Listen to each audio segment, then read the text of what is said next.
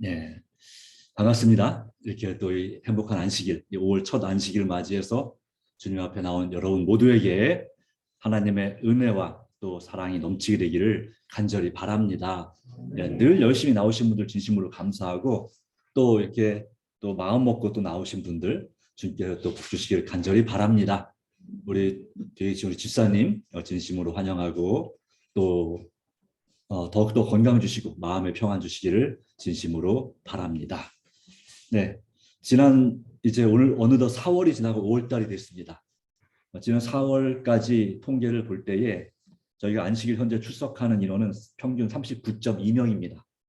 물론 이것은 본당뿐만 아니라 온라인, 그러니까 줌이나 유튜브로 참석하는 분들 포함해서 통계인데요. 네.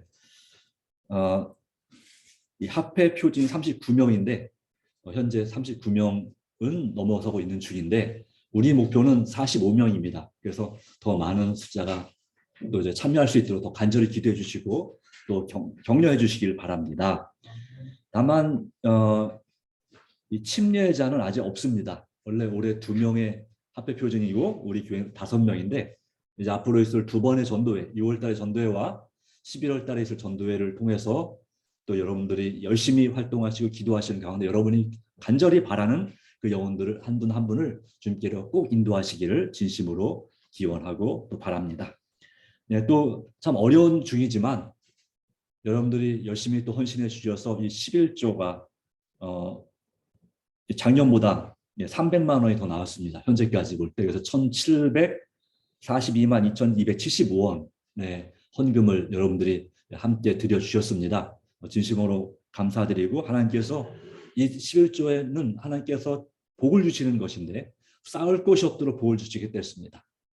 그리고 이것은 사실 믿음이 필요합니다. 어떤 분들은 이게 정말 어렵거든요.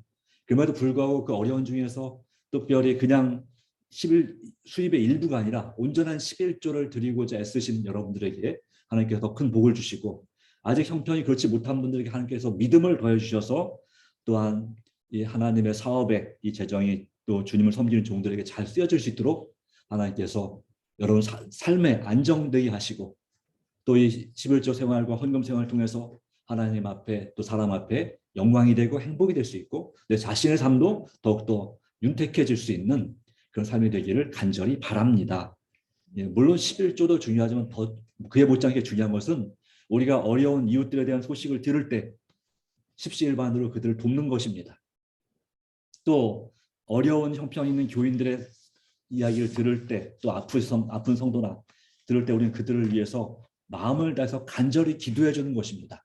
자, 왜 그래야 될까요? 그들은 남이 아니고 하늘에 같이 갈 우리 가족이고 우리 교우들이고 또 우리 이웃이고 우리 국민들입니다. 또 꼭 우리 국민이 아니라 외국인이 할지라도 바로 그분들도 역시 우리 하늘에서 같이 만날 큰 하늘의 대가족입니다.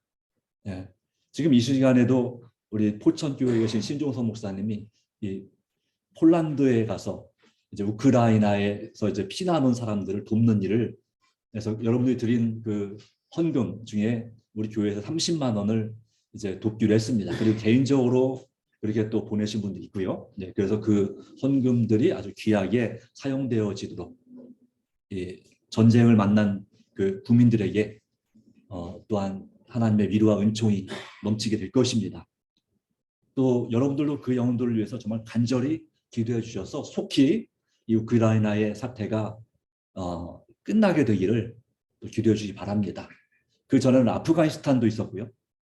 아프가니스탄에서 오늘 말씀을 준비하면서 사진을 보니까 우리 국민이 아프가니스탄에서 극적으로 탈출한 그리고 또 그 아프가니스탄에서 우리 국민들을 대사관을 위나 또 위해서는 우리 기업들을 위해서 봉사했던 그 아프가니스탄 사람들 그 원주민들을 몇백 명을 탈출시켰잖아요. 그들을 만났을 때 너무너무 기뻐하는 그 사진을 언젠가 한번 제가 보여드린 적이 있는데 다시 한번 보게 될 때 이 영혼들도 우리 기억해야 되겠구나 하겠고요. 또 미얀마 역시 마찬가지입니다.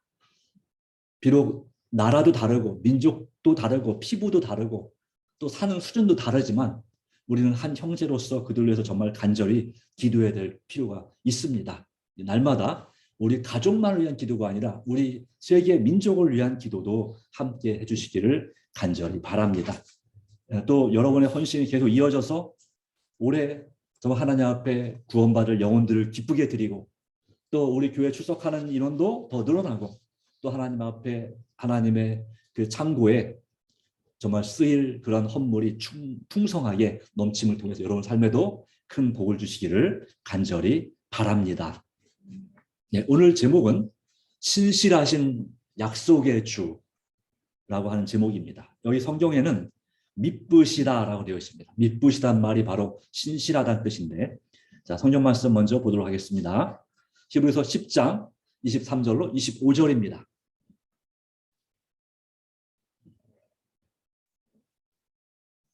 네. 히브리서 10장 23절부터 말씀 가운데 또 약속하신 이는 미쁘시니 우리가 믿는 도리의 소망을 움직이지 말며 굳게 잡고 서로 돌아보아 사랑과 선행을 격려하며 모이기를 패하는 어떤 사람들의 습관과 같이 하지 말고 오직 권하여 그날이 가까움을 볼수록 더욱 그리하자. 예, 여러분이 보는 성경이고요. 그리고 이제 현대인 성경이라는 성경 있습니다. 우리말로 번역된 한글 성경이 몇십 가지가 됩니다. 네. 그 중에 한 구절인데요. 자, 제가 갖고 있는 성경도 이 컴퓨터 파일 가운데 한 10몇 개가 되는데 그 중에 있는 부분입니다. 네. 약속하신 분은 신실하신 분이십니다. 아까 약속하신 분은 미쁘시다 그랬죠? 미쁘시다가 신실하신 분이라는 뜻이고요. 우리가 고백하는 희망을 굳게 붙듭시다. 아까 앞에 말씀에 도리란 말이 있었어요. 도리, 우리의 믿는 도리의 소망. 이것을 이렇게 해석합니다. 번역합니다. 우리가 고백하는 희망을 굳게 붙듭시다. 그리고 서로 격려하여 사랑과 선한 일을 위해 힘쓰도록 하십시오. 어떤 사람들의 습관과 같이 모이기를 중단하지 말고 서로 격려하여 주님이 오실 날이 가까울수록 더욱 모이는 일에 힘씁시다 라고 하는 것이 이 사도 바울의 권면이고 오늘 이 시대에 정말 꼭 필요한, 특별히 코로나 이 비대면 시대에 이제 그것이 풀려가고 있지만 그동안 한 2년 넘게 비대면을 하다 보니까 거기에 익숙해져서 이 모이기가 좀 왠지 부담스러운 이 시대에 주님께 주시는 말씀이 되겠습니다. 자, 여러분 이 사진 맨 위에부터 오른쪽으로 이렇게 시계 방향으로 한번 보십시오. 잘 보이실지는 모르겠는데 이러셨으면 제가 좀 더 크게 하나씩 따로따로 할 걸 그랬나 보다요. 네, 이 두 명의 이 여청년이 누군가를 기다리고 있습니다. 근데 기다리고 있는데 표정이 어떻습니까? 좋아 보이나요? 아니면 조금 불편해 보이나요? 예, 불편해 보입니다. 왜 그럴까요? 네, 약속한 시간에 이 친구 하나가 안 오는 것입니다. 그래서 핸드폰을 쳐다보고 시계를 쳐다보고 그리고 정 안 되니까 전화까지 해보고 예. 그런데 한참 지나서야 이제 맨 밑에 왼쪽 한 친구가 왔어요. 뭐 하고 있어요? 손 들고 있어요. 미안하다고. 네, 이러고 있어요. 자, 여러분은 약속을 잘 지키시나요? 또 여러분 약속을 잘 하시나요? 네. 때때로 우리는 이처럼 약속을 잘 안 지킬 때도 있습니다. 저도 때때로 약속을 잘 못 지킨 적도 있습니다. 그래서 한마디 우리 목사님들에게도 선배님들이 한마디 들은 적도 있습니다. 너는 어떻게 맨날 5분씩 늦냐 이렇게. 네. 많이는 안 늦어요. 근데 하여튼 늦어요. 네. 그래서 그 다음부터는 제가 안 늦기로 결심을 하고 30분 전에 출발해서 네, 그렇게 네, 미리 가려고 참 애를 많이 쓰고 있습니다. 네. 그랬더니 좀 효과가 있긴 합니다. 그래서 조금 일찍 딱 맞춰 가든지 조금 전에 가든지 네, 그런 주의인데 하여튼 이런 약속을 잘 지키는 것 그건 참 중요한 것입니다. 자, 그렇다면 여러분, 우리 하나님은 어떠실까요? 우리 하나님은 약속을 하시면 그 약속을 잘 지키실까요? 하나님께서 하신 약속을 잘 지키시는지를 우리가 기도 응답 여부로 판단할 수 있을까요? 기도를 들어주시면 약속을 잘 지키시는 것이고 내 기도를 안 들어주시면 약속을 안 지키시는 것이고 어떻습니까? 맞나요? 아니면 아닙니까? 네, 아닐 수 있습니다. 하나님께서는 약속을 반드시 지키시는 분인데 히브리서 10장 23절의 말씀처럼 약속하신 분은 신실하신 분이십니다. 충성되다라는 분이고 반드시 약속을 지키시는 분이다 이 말입니다. 네. 그러기에 주님은 6천년 전의 약속 또 그전에 4천년 전의 약속을 지키러 이 땅에 오신 분이시죠. 네. 그러기에 이 약속하신 분은 꼭 기도 응답 여부가 약속을 지키느냐 안 지키느냐의 그 뜻은 아닐 수 있습니다. 내 기도를 응답 안 하셔도 당장 안 하셔도 약속을 하나님은 지키시는가 반드시 지키시는 분이십니다. 다만 내가 원하는 시간에 안 될 수 있어요. 예. 일단 내가 하나님과 약속을 잘 못 정한 거예요. 하나님 문제일까요? 내가 문제일까요? 네. 하나님하고 약속이 서로 소통이 안 된 거죠. 내가 하나님과 약속을 하나님의 약속을 내가 잘 오해를 해가지고 그것이 뭔가 틀어진 것을 볼 수가 있는 것입니다. 하나님께서는 우리가 보시기에 가장 적당한 시간에 가장 좋은 방법으로 약속을 지키는 분이십니다. 예. 그러기에 교회 와서 여러분들이 하나님께 약속을 안 지킨다고 막 불편한 표정으로 있거나 아니면 인상 쓰고 있거나 아니면 또 이렇게 막 신경 많이 쓰고 있으면 안 되시겠죠. 네, 하나님은 어떤 상황에서도 신실하신 분이십니다.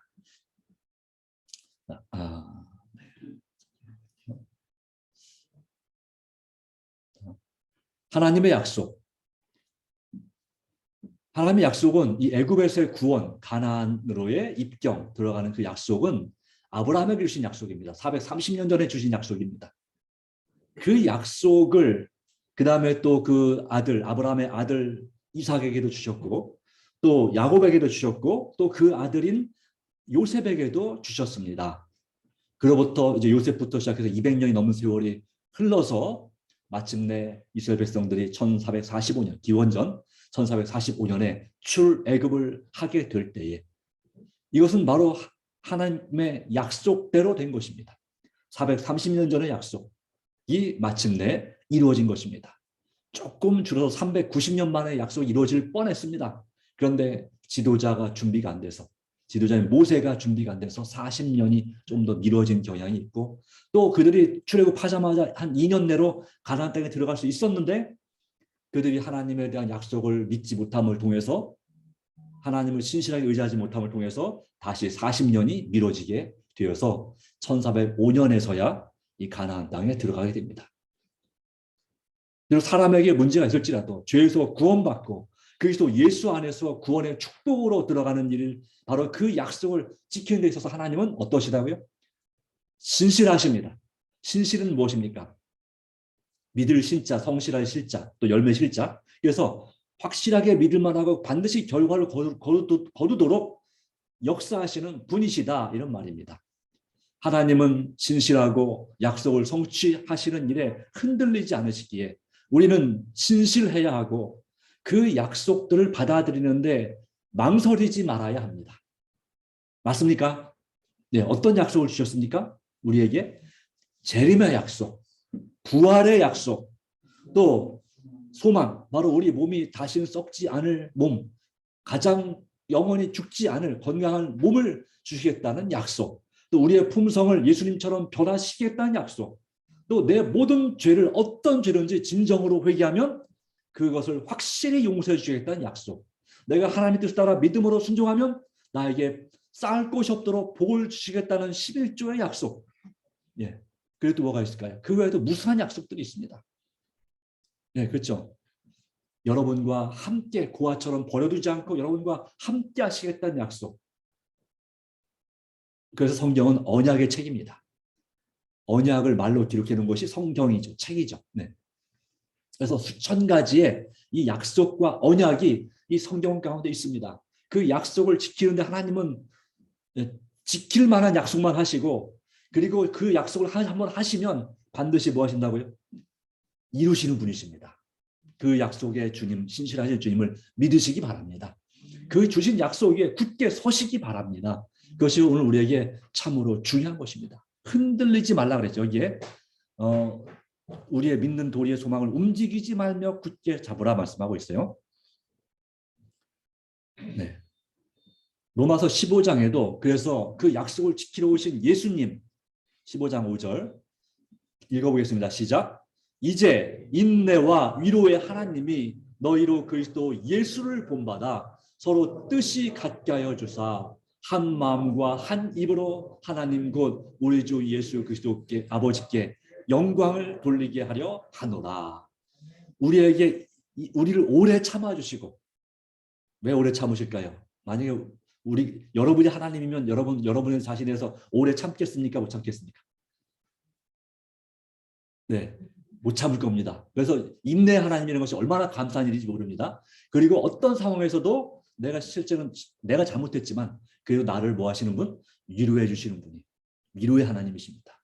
아멘이죠. 정말 아멘이신 하나님이십니다. 진실하신 하나님이십니다. 바로 그분께서 우리에게 누굴 본받게 하신다고요? 그리스도 예수를 본받아. 예. 우리가 예수님을 본받아서 예수님처럼 한 마음 한 뜻으로 한 입으로 하나님께 영광을 돌리는 삶이 되기를 우리 주님은 간절히 원하십니다. 바로 그런 예수님처럼 살기 위해서 우리는 어떻게 해야 될까요? 라는 말씀 가운데 첫 번째는 항상 충성합시다 하는 것입니다. 항상 충성합시다. 23절 히브리서 10장 23절 또 약속하시는 이는 미쁘시니 우리가 믿는 도리의 소망을 움직이지 말며 굳게 잡고라고 했습니다. 여기서 제일 어려운 단어는 미쁘시니와 도리라고 하는 단어입니다. 근데 미쁘시는 좀 이미 설명드렸죠. 신실하신 분이다. 믿을 만한 분이시다. 근데 도리가 뭘까요? 헬라어로는 호몰로기아. 뭐 이건 몰라도 됩니다. 다만 그러나 헬라어는 뜻이 뭐냐면 고백, 인정, 공헌이란 뜻입니다. 이것만으로 충분치 않습니다. 그래서 구글 사전을 찾아봤더니 도가 뭡니까? 길 도자에다가 이자. 그래서 한자를 알면 참 성경의 어려운 단어를 이해하기가 참 쉽습니다. 네. 그렇죠? 우리 박영원 형제 맞죠? 네. 우리나라 많은 단어들이 한자로 되어 있기 때문에 한자 말로 되어 있기 때문에 도리 그러면 그냥 이 뒤에 한자 가리고 보면 도리 이건가? 도리 이건가? 이렇게 할 수 있겠죠. 그런데 아니잖아요. 그죠? 네.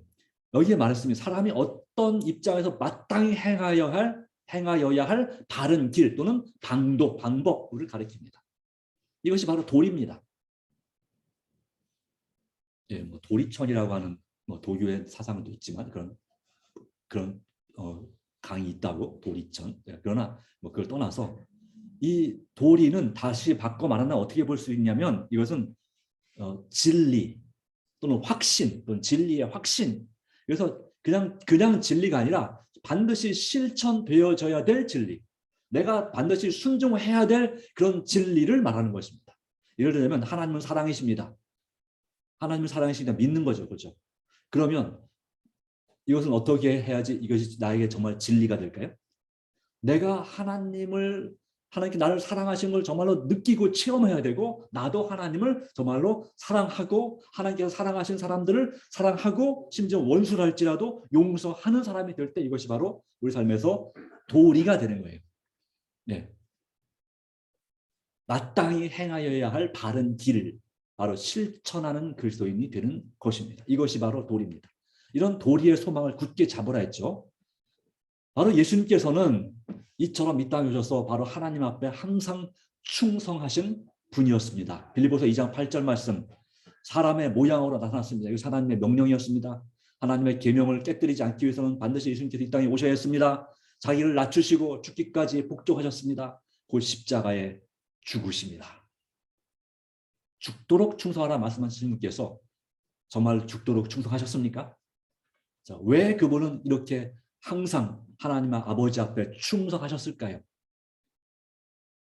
요한계시록 3장 14절 말씀 가운데도 예수님에 대해서 아멘이시요. 아멘은 참이다 또는 진실하다는 뜻이에요. 믿습니다 할 때 아멘 하죠. 그렇게 되길 바랍니다. 진실로 이런 뜻입니다. 그리고 충성되고 참된 증인이시요. 네. 창조의 근본이신 분, 바로 예수님. 그분은 우리의 모본이 되기 위해서 이 땅에 오셨고 이 땅에서 철저하게 어떻게 우리가 구원의 길로 갈 수 있는지에 대하여 정말 오직 말씀에 의지해서 오직 기도로 하나님과 친밀한 교제를 나누는 가운데 진짜 충성이 무엇인지를 보여줬습니다. 충성은 그 사명을 위해서, 명령을 위해서 내 목숨까지도 아끼지 않는 것이 바로 충성입니다. 목숨도 두려워하지 않고 정말 할 일을, 할 의무를 다하는 것이 바로 충성입니다. 바로 그와 같은 충성이 오늘 우리 마음 가운데 있습니까? 예수님께서 죽기까지 복종하신 것처럼 우리도 내 자신을 낮추고 계십니까? 겸손하게 살고 계십니까? 아니면 자꾸 남 탓을 하고 있습니까? 상황에 대해서. 우리가 예수님 없이는 그렇게 남 탓하고 교만해지기가 무척 쉬운 사람들입니다. 쉽게 실망하고 쉽게 낙심하고 쉽게 주저앉을 수 있는 사람들입니다. 충성? 아유, 그거는 개나 주세요 라고 할지도 모르겠어요. 그렇게 될 수 있습니다. 내 자신에게만 충성하고 있는지도 모릅니다. 어떤가요? 아니면 세상에 충성하고 있지는 않는지 우리가 생각해 볼 필요가 있겠습니다. 자, 예수님은 아멘이시고 충성되고 참된 증인으로서 오늘 우리에게 말씀하십니다. 요한계시록 3장 14절 이하의 말씀은 라오디게아 교회, 예언으로 볼 때 이제 2장 3장에 요한계시록 2장 3장에 7교회가 나옵니다. 7교회가 순서가 어떻게 됩니까? 에베소, 서머나, 버가모, 두아디라, 사대, 그 다음에 뭡니까? 빌라델비아, 라오디게아. 이 라오디게아 교회는 1844년 또는 하여튼 그 이후로 이 마지막 시대의 교회, 하나님의 심판이 시작된 이후에 그 교회, 바로 오늘날 현대 교회를 가리키는 것입니다. 이 교회에게 말씀하시는 분이 뭐라고 말씀합니까? 아멘이시. 얼마나 아멘을 잘 안 하면, 아멘을 실천하지 않으면, 얼마나 진실하지 않으면 아멘이라고 말씀하시고, 얼마나 충성하지 않고 불순종하면 충성이신 분이고, 또 얼마나 거짓된 그런 위선적인 삶을 살아가고 있으면 우리에게 참된 증인이라고 말씀하실 거예요. 얼마나 하나님의 창조의 기념일을 등한히 하고 안식일을 땅에 떨어뜨리고 그냥 멋대로 살아가고 있으면 하나님의 창조의 근본이신이라고 말씀하실 거예요.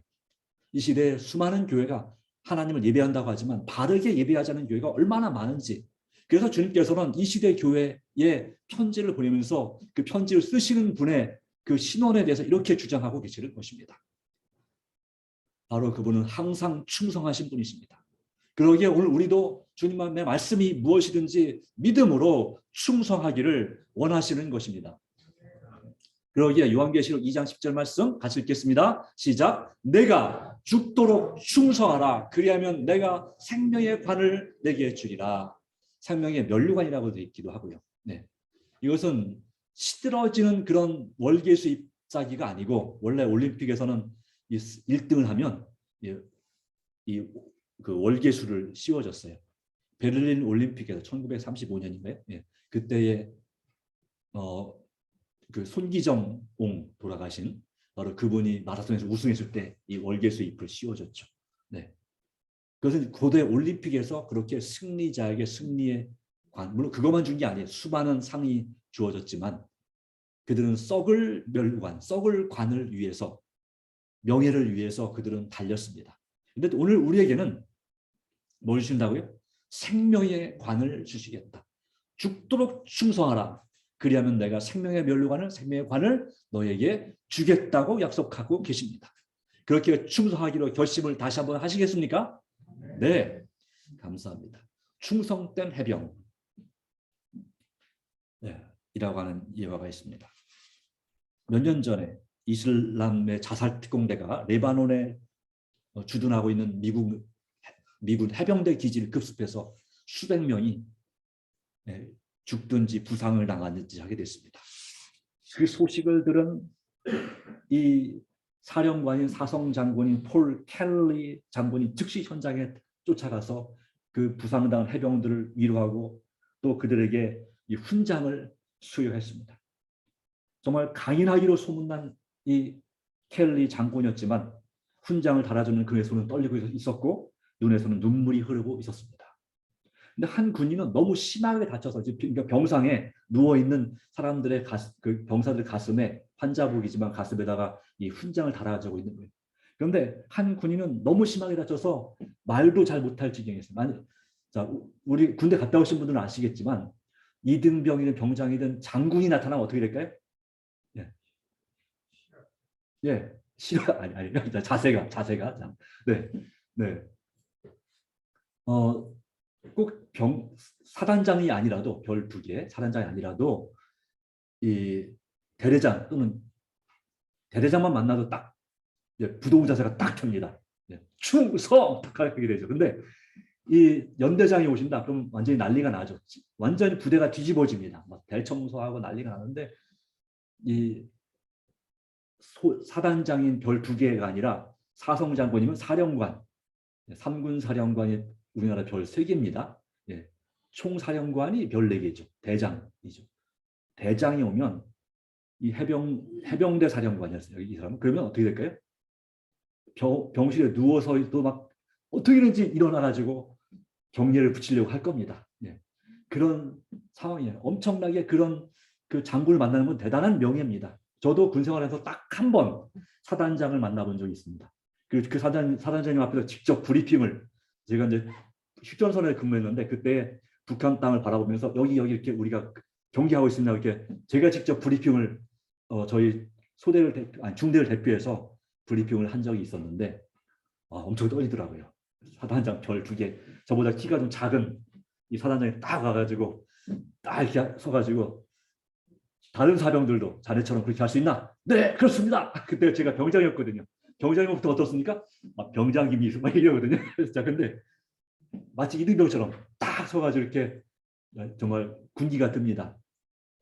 예, 그런데 지금 이 중상을 당한 이 해병대 그 한 병사가 정말 말도 못할 정도로 간신히 발을 움직일 정도의 그런 상황에 처해져 있는데 그 병사가 손가락으로 침대 시트에다가 뭐라고 쓰는데 도저히 알아볼 수가 없는 것입니다. 그래서 간호사가 그에게 손에 펜과 종이를 지어줬습니다. 노트를 지어줬습니다. 그때는 거기다 뭐라고 썼냐면 여기 지금 왼쪽에 있는 글씨 샘퍼 P 근데 너무 힘들다 보니까 FI까지만 썼어요. 뒤에 델리스까지는 못 쓰고 그리고 이 펜을 떨어뜨렸습니다. 너무 힘들어서. 그가 쓰려고 한 글은 바로 샘퍼 피달레스. 우리말로 원래 라틴어인데 이걸 번역하면 항상 충성 때는 항상 충성하라였습니다. 예, 정말 그 부하들을 목숨같이 사랑하는 이 장군 앞에서 이 항상 충성하라는 이 해병대, 미국 해병대 구호입니다. 마치 우리나라 해병대가 한 번 해병은 영원한 해병. 우리 여기도 영어에서 써 있습니다. One Marine is always Marine. 예, 같은 말인데 그 이제 우리나라 해병대가 따라 쓴 겁니다. 그런 구호입니다. 항상 충성하라. 예, 이것은 이 부대에서 훈련 때마다 외치는 구호란 말이죠. 그 중상을 당한 병사가 직접 정리를 하지 못하는 형편에서 그걸 글을 쓴 것입니다.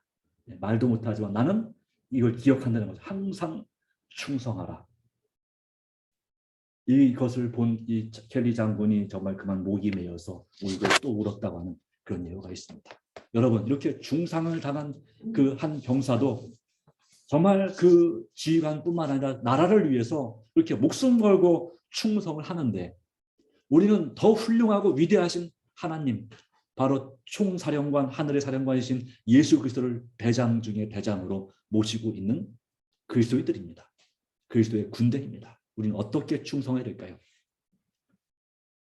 마태복음 24장 13절 말씀 가운데 기록합니다. 그러나 끝까지 견디는 자는 구원을 얻으리라 라고 말씀했습니다.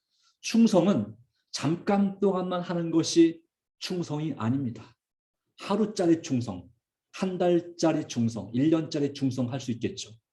그러나 정말 중요한 것은 평생 충성하는 것입니다. 대부분의 해병대원들이 해병대에서 전역하고 난 다음에도 나라를 위해서 평생 충성하던 것처럼 애국심을 가지고 충성하는 것처럼 우리는 다행스럽게인지 아니면 안타깝게인지 우리에게는 이 전역이 없습니다. 네. 죽어야 전역이 됩니다. 죽어야 제대가 됩니다. 네, 아시겠죠? 우리는 그리스도의 군사로서 군병으로서 죽어야 제대가 됩니다. 죽을 때까지 우리는 뭐 해야 됩니까? 항상 충성해야 됩니다. 1년이든 2년이든 평생 이 말이 바로 끝까지 견디는 자입니다. 믿음으로 끝까지 견디는 자는 구원을 얻으리라. 이 말씀은 우리가 항상 주님을 의지하고 주님 말씀을 의심하지 않고 끝까지 그분의 약속에 대하여 기다리면서 견디는 자가 되는 항상 충성하는 성도가 되기를 바라시는 말씀입니다. 주님 안에서 나가시기 바랍니다. 두 번째, 서로 격려합시다. 서로 돌아보아 사랑과 선행을 격려하며 라고 했습니다. 자, 천국은 나 혼자 갈 수 있는 곳이 아닙니다. 함께 가야 합니다. 나만 생각하면 안 됩니다. 나만 생각하는 사람은, 나만 돌보고 나만 돌아보고 남들이 나만 봐주길 원하는 사람은 절대로 천국에 가고 싶어도 갈 수가 없습니다. 왜 그럴까요? 천국의 생리와 원칙과 맞지가 않는 사람이에요. 천국은 서로를 돌아보고 격려할 줄 아는 사람, 서로를 사랑할 줄 아는 사람이 사는 곳이 천국입니다. 이 땅에 사는 그리스도인으로서 우리는 나만 편하면 되고 이런 정신이 우리 마음에서 사라져야 합니다. 예수님의 사랑과 모범을 바라보시기 바랍니다. 누가복음 7장 13절 16절 말씀 가운데 주께서는 과부를 보시고 불쌍히 여기사 울지 말라 그러셨어요. 무슨 말일까요? 나인이라는 성에 이 과부에게 독자, 이 아들이 한 청년 아들이 있었는데 그 아들이 불치병으로 하여튼 죽게 됐습니다. 그래서 그 아이를 이름을 부르면서 그 관을 쫓아가는 이 엄마, 남편도 혼자 청상 과부인 이 과부에게 예수님께서 그를 불쌍히 여기사 울지 말라 하시고 그 청년을 살려주시는 모습을 볼 수가 있습니다. 그때의 백성들의 반응은 뭐였습니까? 하나님께서 자기 백성을 돌보셨다. 네. 이와 같은 사랑으로 자식을 잃은 그 부모의 마음을 헤아리고 정말 사랑하시는, 진심으로 사랑하시는 그러한 예수님의 모습. 오늘 그분은 우리에게 또 말씀하십니다. 불쌍히 여기사 우리에게 말씀하십니다. 울지 말라. 그리고 내가 네게 말하노니 일어나라. 일어나 걸으라. 일어나라 말씀하시는 것입니다. 울지 말라. 일어나라. 이 말씀에 순종하시겠습니까? 네. 그래야 우리도 서로를 격려하시기를 바랍니다. 또 다른 모범도 있습니다. 이 예수님께 돌아가시기 며칠 전에 그 발에 향유를 부은 한 여자, 죄인이었던 여자, 7 귀신 들렸기도 했고 가늠하다 현장에서 붙잡혔던 그 여자, 그가 너무나 예수님께 감사해서 예수님의 바로 그 눈물로 그의 예수님의 발을 적시고 머리털로 닦고 기름을 그 머리에 붓고 그리고 발에 입맞추기 그치지 아니하였던 바로 그 사람, 그 여자가 그 자리에 모여있는 집 주인인 시몬부터 시작해서 예수님의 제자들에게 아주 말할 수 없는 그런 조롱과 무시의 말을 들었습니다. 막 쥐구멍이라도 있으면 가서 숨고 싶은 그런 생각이 들 정도로 너무너무나 창피하게 만들었습니다. 도대체 이 돈 그거 팔아가지고 가난한 사람 부르면 얼마나 많은 사람들이 부를 텐데 지금 뭐 하는 짓이냐고 이렇게 소리를 들은 거죠. 욕을 먹었습니다. 그때 예수님께서 바로 이 여인에게 하시는 말씀이죠. 네.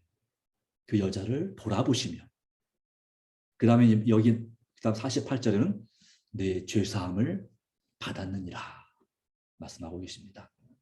네, 예수님은 이와 같은 죄인 여자라 할지라도 그를 진정으로 격려하시는 모본을 보여주셨습니다. 차별 없이 주님은 서로를 격려하고 역사하셨습니다. 그러기에 우리도 예수님의 마음으로 각각 자기를 돌볼 뿐만 아니라 다른 사람들의 일을 돌보시는 기쁨을 경험하시기를 바랍니다.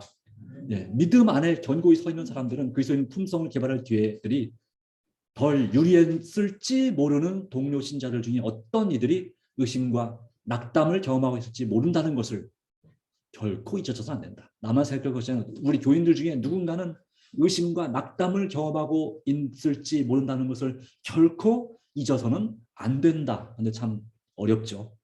잊기가 쉽죠. 설마 저분이 저런 걱정하겠어. 네. 특별히 디모데전서 5장 8절은 누구든지 자기 친족, 자기 가족을 돌보지 아니하면 믿음을 배반한 자의 불신자보다 더 악한 자니라 말씀하고 있습니다. 우리의 가족들을 더 많이 돌보고 돌아보게 되기를 간절히 바랍니다. 이 어버이날을 이제 내일이 어버이날이죠. 또 며칠 전 어린이날이었고요. 우리의 가족들을, 우리의 이웃들을, 특별히 우리 친척을 정말로 돌아보고 또 기도해주고 격려해주고 사랑하는 그런 가족들이 되시기를 간절히 바랍니다. 여러분의 목장 식구들, 소그룹 식구들에 대해서도 관심을 가지셔야 합니다. 그 영혼을 내가 직접 만날 수는 없을지라도 그분들을 위해서 간절히 기도하고 또 격려해 줄 필요가 있는 것입니다. 바로 이것이 내 하나님을 향한 나의 사랑이, 고백한 사랑이 진짜인지를 측정하는 척도다 그랬어요. 다른 사람을 서로 격려하고 사랑하며 돌보는 것이, 서로를 격려하는 것이 뭐라고요? 측정하는 척도. 척도가 뭡니까? 시금석, 표준, 기준이다 이거죠. 그러니까 우리가 하나님을 사랑한다면서 내 가족이나 내 이웃의 그러한 상편을 돌보지 않으면 그것은 거짓말이다 이거죠. 거짓 사랑이다. 여러 가지 있지만 넘어가도록 하겠습니다. 행동으로 하는 사랑, 바로 그것이 바로 우리에게 필요한 것입니다. 자, 세 번째, 우리는 예배에 힘써야 됩니다. 모이기를 회하는 어떤 사람들의 습관과 같이 하지 말고 오직 권하여 그날이 가까운 볼수록 더욱 그리하자. 모이기를 중단하지 말고 주님이 오실 날이 가까울수록 더욱 모이는 일에 힘씁시다. 히브리서 10장 25절의 말씀이었습니다. 바로 이러한 예배는 이 교회에서 모이는 공적인 예배만 가리킨 것이 아닙니다. 원래 깊은 의미는 뭐냐면 예배와 상호 격려를 위해 모이는 그리스도인의 모임, 즉 일반적으로 가정에서 모이는 이 소그룹 목장 모임을 가리키는 것입니다. 우리가 코로나 때문에 좀 등한할 수밖에 없었지만 다시 이런 서로 격려를 위해 모이고 서로의 정을 위해 모이는 이와 같은 이 가정에서의 모임을 다시 우리는 회복해야 합니다. 우리 교회가 살고 부흥하기 위해서는 이와 같은 소그룹 모임이, 목장 모임이 정말 활성화가 되어야 될 줄로 믿습니다. 우리 리더 되신 분들 다시 한번 생각하시고 더 힘써 함께 모이기를 힘쓰시기를 간절히 바랍니다. 네. 시간 관계상 넘어갈 것 같은데요. 왜 모이기를 좋아하지 않을까에 대한 이야기의 성경절입니다. 세상에 방탕과 술 취함, 세상에 관심에 빠져 있다 보니까, 육신의 일을 도모하다 보니까 하나님 앞에 하나님의 이름으로 모이는 것이 너무너무나 부담스럽고 귀찮고 그런 것이다라는 사실을 보여주고요. 또 닮아서 다른 이유 때문에, 그건 꼭 그 정도는 아니지만 내가 서로 간에 그 생각이 다르다 보니까 서로 만나지 않으려고 하는 그런 모습도 있다. 이 사마리아인과 유대인들 사이에 요한복음 4장 23절 말씀은, 그래서 우리가 하나님을 참되게 예배하는 자가 되어야 되고 성령과 진리로 예배하는 그런 사람들을 하나님이 찾으심을 우리는 믿음으로 바라봐야 됩니다. 자, 그렇게 하지 않으면 그것은 바로 무엇이라고요? 손해를 본다는 것이에요. 모이기를 힘쓰지 않을 때, 신교를 소홀히 할 때 그 결과 손해를 보게 된다. 여러 가지로. 초대교회의 모습은 그랬습니다. 요한사도행 2장 46절, 날마다 마음을 같이하여 성전에 모이기를 힘썼다. 그렇게 모이고 함께 하나님을 예배할 때 하나님께서 우리 마음 가운데 역사하셨습니다. 이 마지막 때는 이 예배의 문제가 분명한 문제가 될 것입니다. 누구를 어떻게 경배할 것인가, 예배할 것인가, 짐승에게 경배할 것인가, 창조주 하나님께 경배할 것인가. 이것이 오늘 우리에게 중요한 것임을 요한계시록 13장 8절과 14장 7절은 말씀하고 있습니다. 자, 네. 그리스도인 친교의 결과로 이르러오는 용기와 힘은 훨씬 더 가치가 있는 것입니다. 자, 그러므로 우리는 약속에 신실하신 주 예수님을 본받아서 신실하며 형제를 격려하며 예배에 집중하는 그런 성도가 되기로 결심하시기를 바랍니다. 이것이 오늘 우리에게 참으로 중요한 것입니다. 그 삶을 통해서 우리는 주님을 만날 수 있습니다. 주님은 신실하신 분이십니다. 더욱 모이는 일을 힘쓰게 되길 간절히 바랍니다. 멀린 페도로스라고 하는 목사님의 간증이 있습니다. 이분이 청년일 때 자기 할아버지 할머니한테 억지로 끌려서 말 그대로 교회에 예배드리러 끌려왔습니다. 끌려와서 보니까 이 모든 사람들이 정말 예배에 참석한 사람이 불쌍하게만 보이는 것입니다. 불쌍한 사람들, 바깥 세상에 저 재밌는 생활을 모르는 사람들이구나. 그렇지 않고서 이런 창고 같은 데서 밤을 허비하지 않았을 텐데. 찬송이 시작됐습니다. 자기도 어차피 끌려왔지만 왔으니까 어쨌든 찬양을 부르는 흉내라도 내야 했습니다. 찬송을 부르고 있는데 갑자기 그에게 귀에 누군가 바짝 대고 말하는 무거운 소리가 들렸습니다. 뭐냐? 무슨 말을 하고 있는 거냐? 깜짝 놀라서 뒤를 돌아봤는데 자기 뒤에 아무도 없는 거예요. 뭐지? 내가 헛소리를 들은 것인가? 그러나 음성이 확실하게 들렸던 것입니다. 그가 순간적으로 느꼈습니다. 하나님이다. 하나님이 나에게 말씀하시는 것이구나. 이렇게 말씀하셨습니다. 너는 오늘 밤 나를 믿기로 결심해야 한다. 그렇지 않으면 때는 이미 늦을 것이다. 반드시 늦고야 말 것이다.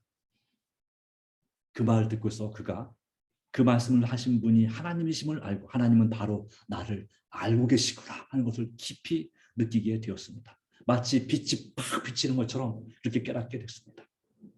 이전에는 왜 이것을 알지 못했을까? 정말 그 경험을 통해서 이 목사님은 하나님은 정말 살아계시고 또 내가 지금까지 갈망했던 그 모든 것을 소망했던 모든 것을 하나님 안에서 찾을 수 있으며 하나님은 바로 나의 모든 문제의 해결자가 되신다는 사실을 간증하고 있습니다. 하나님은 어디에나 계시는 분이십니다. 그래서 그는 결심합니다. 예, 하나님께서 원하신 대로 순종하겠습니다. 그리고 그는 훌륭한 목사가 됐습니다. 그리고 이런 책을 썼죠. 당신도 행복할 수 있다. 누구 안에서요? 하나님 안에서, 주님 안에서. 우리가 충성하고 서로 격려하고 정말 모이기를 힘쓸 때 우리는 주님 안에서 행복해질 수 있습니다. 그런데 행복은 나만 행복해지면 되는 게 아니라 뭐라고요? 다른 사람들을 행복하게 만들 때 우리 자신이 행복해지는 것입니다. 그러기에 나만 위해 살지 말고 오직 주님께서 주신 약속 위에서 굳게 서시는 성도가 되기를 간절히 바라면서 말씀을 드립니다. 네. 문 앞에 여러 가지 있지만 넘어갑니다. 네, 감사합니다. 우리를 참으로 사랑하신 하나님 아버지, 오늘 우리에게 주신 귀중한 은혜와 말씀을 인하여 감사를 드립니다. 오직 주님께 영광 돌리게 하여 주시고 정말 주가 주신 우리의 약속을 확실하게 지키시는 주님의 그 약속 위에 굳게 서서 정말 우리도 우리를 서로 돌아보고 사랑과 선행을 격려하며 모이기를 힘쓰는 하나님의 사람들이 되게 해주시기를 간절히 바랍니다. 주님 안에서 새롭게 하시고 주님 안에서 행복하게 하시고 그러기 위해서 남을 행복하게 할 수 있는 우리가 되게 하시고 우리의 가족들을 돌아보는 우리가 되도록 성령으로 감동시켜 주시고 인도하여 주시옵소서. 우리의 개인적인 간절한 기도와 소원이 있는 줄 압니다. 주님 응답하여 주시고 역사하여 주시옵소서. 예수님의 이름으로 간절히 기도드리옵나이다. 아멘.